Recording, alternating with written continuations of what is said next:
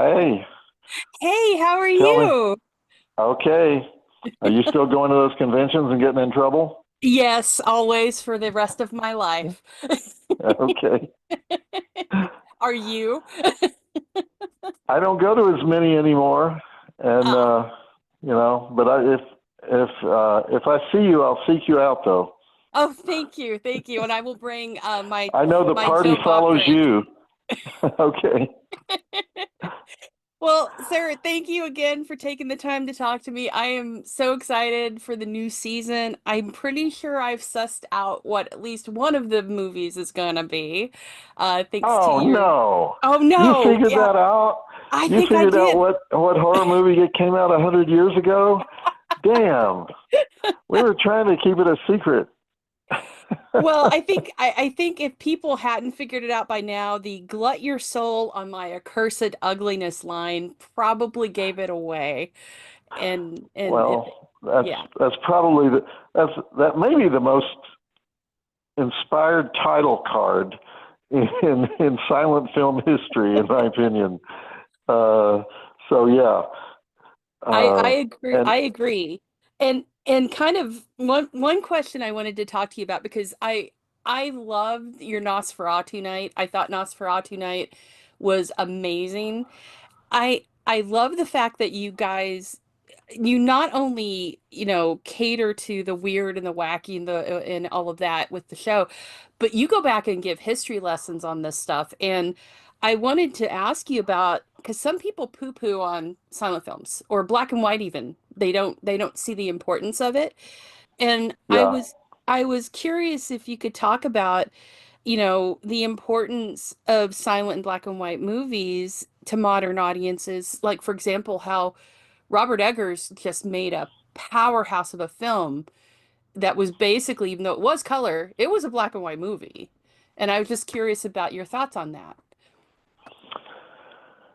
Well, the movie we're going to show on Friday night was actually one of the first black and white movies that experimented with color. It Yep. has three sections that use color, and it's three different color processes. Color was so new that there were three different companies doing the color on the three different parts of the movie that have color.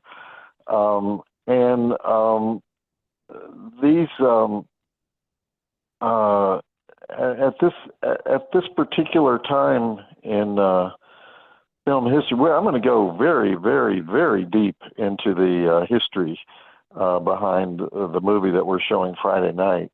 Yes. Um, but the but um, it basically saved that studio. It was it started out as a failed project, and it became a runaway success. Um, but um, but even more important, there were certain things that were done in that movie, including color, that influenced films that and continue to influence films to this day. One thing we're going to do is the reason we have Spencer Charnas on the show, the lead singer of Ice Nine Kills, Yeah. is our guy who does special effects and makeup for our show, Shane Morton, is one of the leading guys. He teaches makeup. He's a heavy hitter, and he teaches in his teaching. He teaches that all special effects makeup derives from Lon Chaney, and he shows the original way that Lon Chaney did his makeup. And so, as a dream project for Shane, he said, "All right, we're going to give you this guy, and you're going to have 4.5 hours to turn him into the ugliest man in the world." And Oh, wow. it's not just any guy. It's a really good looking guy. It's Spencer Charnas. Good luck to you. And just to make it harder, just to make it harder, we're going to give you the best looking guy we can find, and we want you making the ugliest guy you can find, who's ever lived.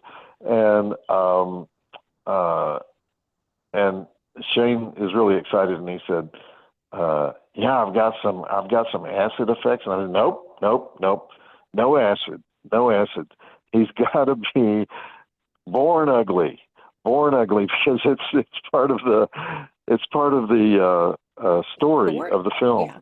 that he didn't have an accident. He wasn't attacked. He was just Misshapen ugly. from birth. and so Yeah. and so so anyway, we've got that going on, and but the they used to, even after the color era began, that for many years, I mean, certainly up through the 70s, uh, big name directors would occasionally make a black and white film because they said this story should be told in black and white. Now that kind of passed because the commercial interests said, no, don't do that anymore, because the audiences stay away in droves if they know the film is black and white. And so, well, they stopped doing it. But, Peter Bogdanovich made a couple of black and white films. One of them won many Oscars, The Last Picture Show. Yeah. And Mel Brooks made a black and white film. I mean, it was not considered weird. Unfortunately, I think most of the great cinematographers who knew how to shoot beautiful black and white are gone. I don't know if anybody knows how to do that anymore. You could Well, figure it out, I guess. they, You wouldn't I, have the same advantages that you had with acetate film, or with just um, uh, regular 35 millimeter film. well, it's Um, interesting. A lot of directors now are going back, like Charles Band just went back because it lends itself to a noir-esque look with trancers and redid it in black and white. But also, you've got Fury Road that got re-released in what they called, I think it was the Chrome edition. And it yeah. some of these movies, it just makes them more striking when they're in black and white. Well, that's good. I'm glad to hear that, um, and I think that the movie we're showing Friday night is uh, had the right idea when they said, it's if we do these splotches of color, if we do these highlights of color in a black and white film, we'll get a really interesting effect. Yeah. And I think that's another thing that could be experimented with. That would work for many horror films, especially. Well, and so I know I'm about to lose you here, but I wanted to ask you quickly in regards to this being an extended season in a way, and does that help with production and creating the show, or do you find that having a shorter season with every week is better for you? I could No, see the aspects. I love this new format. First of all, last year we were fortnightly. I think we were Yes. the first fortnightly show in the history of television. So you could never figure out when the show was on, and I couldn't figure it out myself. I couldn't remember.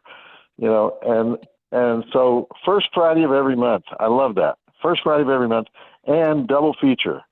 We had all these people on the East Coast complaining that they had to work the next day and they couldn't stay up through the second feature. Well, screw that. We're showing double features because it's just more of an event when you have a double feature, and you can do themes, and you can do. It feels more like the drive-in, Yeah, and exactly. it just so happens that the first Friday of June is the birthday of the drive-in, so I'm going to go crazy that night. Well, and We're also going to it's have all kinds of. the 50th anniversary of Jaws coming out is in June, and that's fantastic. And I came And out the that was a same week big as the drive-in shark. film, yeah. Funnily But enough, my 50th birthday is the same week as the shark coming out. So, oh really? Well, that's great. You know what you're doing at your birthday party. yeah, I'm eating Robert Shaw. That's what I'm gonna do. But well, Uh, Joe Bob, thank you again for this. I'm so excited to see you guys back. You're still the most handsome man at the drive-in forever. And uh, I can't wait to see you guys come back and give us a party every week or every month, every Friday. all right. I appreciate it.